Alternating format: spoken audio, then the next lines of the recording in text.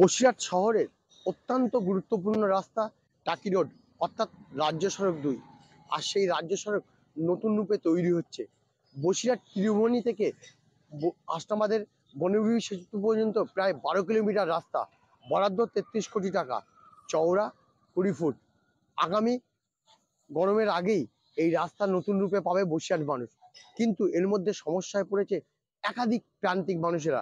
একদিকে সীমান্ত, অন্যদিকে সুন্দরবন। দাঁড়িয়ে যেতে হচ্ছে, রাস্তায় জাম্পের মধ্যে পড়তে হচ্ছে, চলাফেরা করা, দুর্ঘটনা ঘটতে পারে যে কোনো সময়। এই জন্য খুব যত তাড়াতাড়ি দ্রুত সম্ভব কাজটা শেষ সম্পন্ন হলে মানুষের পক্ষে সব থেকে সুবিধা হয়। পর্যটনে যেতে অসুবিধা হচ্ছে টাকিতে?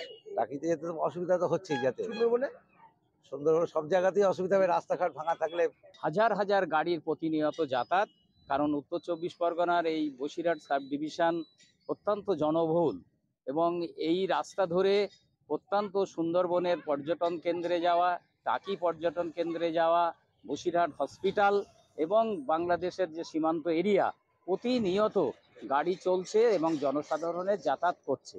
কিন্তু সেখানে যে রাস্তা, একটাই এই রাস্তা, একটা হাইওয়ে স্ট্যান্ডার্ডের রাস্তা, কিন্তু সেই রাস্তাটা মানে যে সংস্কার হচ্ছে, কয়েকটা জায়গায় ড্রেন নির্মাণ হচ্ছে, কিন্তু দীর্ঘদিন মানুষের কিছু অসুবিধা হচ্ছে, একটা পাশ দিয়ে আবার রাস্তা করেছে, সেটা যাতায়াতের একটা ব্যবস্থা করে দিয়েছে তারা।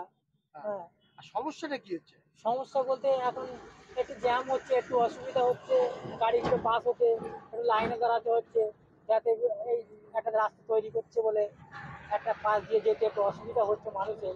তাও মানুষ যাতায়াত করছে, পাসিং হচ্ছে, একটু সময় যাচ্ছে। একদিকে পরিবহন ব্যবস্থা, অন্যদিকে সাধারণ মানুষদের যাতায়াতে ভোগান্তি বেড়েছে। তাই সব মিলিয়ে রাস্তা দ্রুত শেষ হোক চাইছে প্রান্তিক মানুষেরা। আমার শহর বসিরহাট থেকে সঞ্জিত চক্রবর্তী, কলকাতা টিভি।